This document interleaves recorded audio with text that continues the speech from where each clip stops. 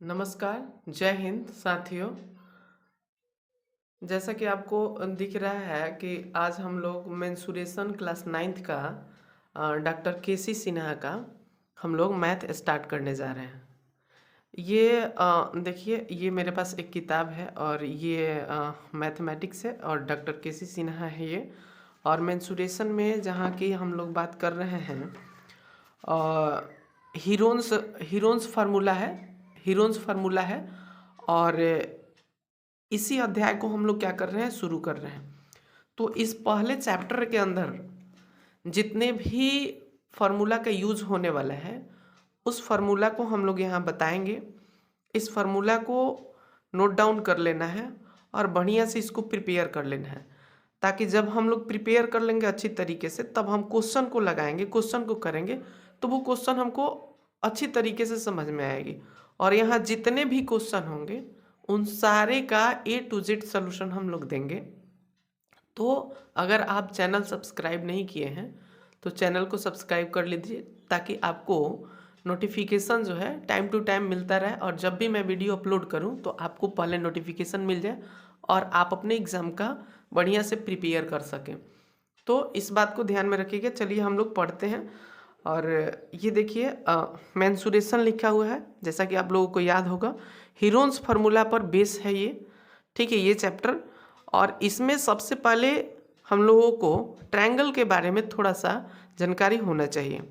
जैसे कि आप लोग दिख रहा होगा कि मैंने एक ट्रायंगल का शेप बना रखा है यहाँ, और इस ट्रायंगल के अंदर अंदर ये समकोण है, ठीक है। तो इसमें हम बताने की कोशिश ये कर रहे हैं कि ये जो लिखा है हाइपोटेनस लिखा है यानी कर्ण, ये वाला ए और सी जो आपको दिख रहा है ना, ए और सी, इसको हम लोग बोलते हैं कर्ण।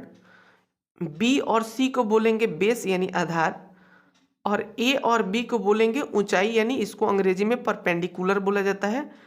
परपेंडिकुलर का स्पेलिंग PERPENDICULAR, चूंकि हो सकता है कि यहाँ ना दिख रहा हो, ठीक है। तो ये परपेंडिकुलर है। उसके बाद यहाँ जो लिखा हुआ है त्रिभुज का क्षेत्रफल, तो त्रिभुज का क्षेत्रफल जो है 1/2 इंटू आधार इंटू ऊंचाई लिखा हुआ है। तो बेसिक चीज़ें यही जानकारी हमको देना है यहाँ से, कि हम लोग जब भी क्वेश्चन करते हैं तो कई बार ये चीज़ आती है सामने कि लड़के कहते हैं कि AC ऊंचाई है। AC ऊंचाई नहीं है, AC यहाँ कर्ण है, इसीलिए हमने इस चीज़ को बताना उचित समझा है, ठीक है। इसको हम लोग AB जो है ना, इस AB को हम लोग क्या कहते हैं, ऊंचाई कहते हैं, ठीक है। और ये हमारा आधार है और ये हमारा कर्ण है, ठीक है। तो त्रिभुज का क्षेत्रफल 1/2 आधार गुना ऊंचाई होता है। या फिर हम लोग त्रिभुज की ऊंचाई यहाँ ये भी लिख सकते हैं 1/2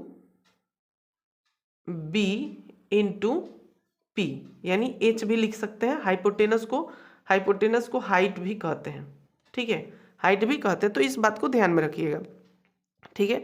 उसके बाद आ रहा है, जैसे कि किताब में सारी चीज़ें दिया हुआ है, आप लोग पढ़िएगा तो उसमें मिल जाएगा आपको। यहाँ दूसरा चीज़ हम लोगों को क्या पढ़ना है कि समकोण त्रिभुज का क्षेत्रफल, इसको अंग्रेजी में बोलते हैं area of right angle triangle. अब देखिए, राइट एंगल ट्रायंगल का कुछ शेप इस तरीके से होता है। इसका मतलब होता है, समकोण का मतलब होता है जिस एंगल पर 90 डिग्री का, मतलब जिस त्रिभुज में एक 90 डिग्री का एंगल हो उसे हम लोग क्या कहते हैं, समकोण त्रिभुज कहते हैं। तो इसमें देखिए AB, BC और AC तीन साइड्स दिया हुआ है। एक बात ध्यान में रखिएगा कि जहाँ भी 90 डिग्री का एंगल बन रहा होता है ना, उसको हमेशा बीच में लिखा जाता है। तो देखिए यहाँ B पर 90 डिग्री का एंगल बन रहा है ना, तो हम लोग क्या लिखे हैं, एंगल ABC। देखिए इसको बीच में हमने लिखा है ना, ये 90 डिग्री है, ठीक है। क्या इसको पढ़ा जाता है, इस बात को भी ध्यान रखना है। एंगल इसको बोला जाता है ABC, angle ABC equal to 90 degree, या हिंदी में इसको अगर बोले तो इसको बोलेंगे कोण ABC। ये पढ़ने के लिए है, ठीक है, लेकिन सिंबल में ऐसे ही आपको लिखा हुआ मिलेगा। ऐसे हम लोग पढ़ सकते हैं कोण ABC इक्वल टू 90 डिग्री, ठीक है।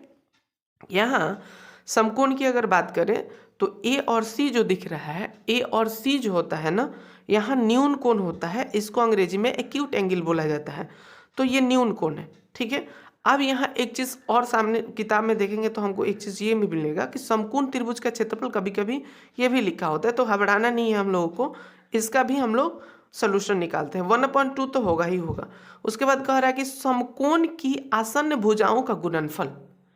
तो ये जो चीज़ है ना आसन्न भुजा, फिर ये चीज़ें हमको तंग करने लगती है, फिर इसकी जानकारी हम लोगों के पास नहीं होता है। तो यहाँ हम लोग आसन्न कोण के बारे में भी, आसन्न भुजा के बारे में भी हम थोड़ा सा जिक्र करना चाहेंगे यहाँ। तो देखिए यहाँ लिख दिए हैं आसन्न भुजा का अर्थ। तो क्या होता है आसन्न भुजा?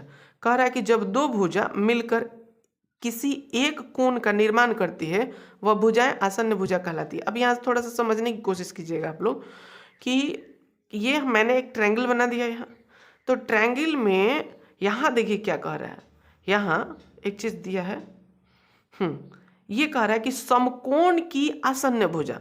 तो समकोण का मतलब कि जहाँ 90 डिग्री का एंगल बन रहा है वहाँ की आसन्न भुजा। मैंने क्या लिखा है यहाँ, दो भुजा मिलकर एक कोण का, देखिए ये AB है एक भुजा है और ये BC एक भुजा है, ठीक है। तो इन दो भुजाओं को मिल करके यहाँ पर एक एंगल का निर्माण हो रहा है। तो इसको हम लोग क्या बोलेंगे, इसको बोलेंगे आसन्न भुजा। आसन्न भुजा कौन कौन होगा, AB और BC क्या है, आसन्न भुजा है। देखिए समकोण की आसन्न भुजा, तो समकोण का मतलब कह रहा है कि जहाँ 90 डिग्री बन रहा है उसका समकोण का लेना है। तो 90 डिग्री यहाँ बन रहा है तो इसका मतलब कि समकोण की भुजाएं AB और BC होगा। मैंने लिख दिया है कि समकोण की आसन्न भुजाएं AB और BC है। हालांकि यहाँ भी आसन्न कोण बन रहा है, देखिए C पर भी आसन्न कोण बनेगा, यहाँ भी आसन्न कोण बनेगा, लेकिन जो ये आसन्न कोण बन रहा है ना, तो इसकी आसन्न भुजाएं जो होगी इसके A के हिसाब से अगर देखा जाए तो AB होगा और AC होगा। यहाँ से देखा जाए तो हमारा BC होगा और फिर AC होगा। तो ये आसन्न भुजाएं हैं, तो इसको थोड़ा सा आप लोग देख लीजिएगा, ठीक है। और थोड़ा सा इसके बारे में अगर बात बोले तो देखिए जितने भी हम लोग शेप बनाते हैं, चाहे वो रेक्टेंगल हो, ट्रायंगल हो, स्क्वायर हो, जो भी हो, आयत हो, वर्ग हो, त्रिभुज हो, तो जितनी भी भुजाएं होती है उन सभी में उतनी ही आसन्न भुजाएं और आसन्न कोणों की संख्या होती है। तो इस बात को भी ध्यान में रखिएगा। देखिए जितनी भुजाएं होती है उतना ही आसन्न कोण होता है, अर्थात कोण B, कोण A, कोण C के पास भी आसन्न कोण बनेगा, ठीक है। तो इस बात को ध्यान में रखिएगा। और भी इससे रिलेटेड क्वेश्चन है, हम लोग जब वहाँ बनाएंगे तो और डिटेल्स में चर्चा करेंगे, वहाँ चीज़ों को क्लियर करने की कोशिश करेंगे। अब दूसरी बात क्या याद रखना है आपको कि समबाहु त्रिभुज का क्षेत्रफल क्या होता है, तो √3/4 A² होता है। समबाहु का मतलब होता है ऐसे त्रिभुज जिसकी तीनों भुजाएं क्या होती है, आपस में इक्वल होती है। जैसे देखिए हम थोड़ा सा ये बताने की कोशिश करेंगे। तो ये जो है एक ट्रायंगल ले लिए हम लोग, और ट्रायंगल लेकर के इसको मान लीजिए A, B और C।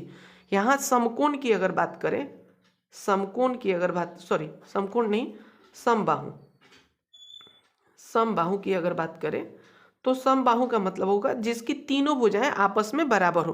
तो A, ये तीनों भुजा आपस में बराबर है, इसीलिए इसको क्या कहेंगे, समबाहु त्रिभुज कहेंगे, ठीक है। तो ये समबाहु और उसी का क्षेत्रफल है ये, तो √3/4 A²। हालांकि इसको सिद्ध करने के लिए भी किताब में दे रखा है, तो जब हम लोग क्वेश्चन आंसर करेंगे तो उसमें आपको सिद्ध करने के लिए भी बताएंगे कि कैसे सिद्ध होता है, ठीक है। थर्ड नंबर में हम लोगों को क्या याद रखना है, थर्ड नंबर में याद रखना है कि समद्विबाहु त्रिभुज का क्षेत्रफल। तो इसका फॉर्मूला क्या होता है, B/4 √4 A² - B²।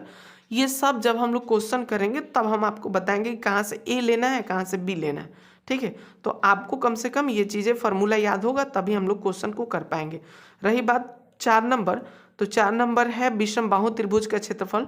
तो विषमबाहु त्रिभुज में क्या होता है, दिख रहा होगा, ये रूट अंडर है S × S - A × S - B × S - C है, ठीक है। जहाँ S बराबर त्रिभुज की अर्ध परिमाप होती है, ठीक है। ABC ये S का फॉर्मूला है, ABC/2 होता है, और जहाँ ABC क्या है, त्रिभुज की भुजाएं हैं। अब रही बात देखिए समद्विबाहु, तो समद्विबाहु का मतलब होगा समद्विबाहु त्रिभुज। तो समद्विबाहु त्रिभुज का मतलब होगा कि जिसकी दो भुजाएं आपस में क्या हो, बराबर हो, और एक भुजा क्या हो, इन दोनों से अलग हो। जैसे मान लें कि A और A ये हो गया, और इसका साइड्स जो है बी है, तो इसको हम लोग क्या कहेंगे, समद्विबाहु दुभुजा। तो इसके लिए जब इसका फॉर्मूला लिखा लेंगे तो b/4 √4a² माइनस b², जैसा कि वहाँ हमने बताया है। ठीक है, और रही बात तीसरी नंबर की विषम बाहु। ठीक है, विषम बाहु त्रिभुज। तो विषम बाहु त्रिभुज का मतलब क्या होगा, जिसकी तीनों भुजाएं आपस में बराबर न हो। जैसे मान लीजिए ए बी सी, और इसकी जो साइड्स भी है, जैसे मान लीजिए ए हो गया, ये बी हो गया और ये सी हो गया, तो कोई भुजा एक दूसरे के इक्वल नहीं है। तो A is not equal to B और B is not equal to C. जब ऐसा कुछ प्रोसेस हो तो उसको हम लोग क्या कहेंगे, विषम बाहु त्रिभुज। तो इतनी बातें आपको याद रखना होगा, तभी जा करके हम लोग चीज़ों को कंफर्म कर पाएंगे।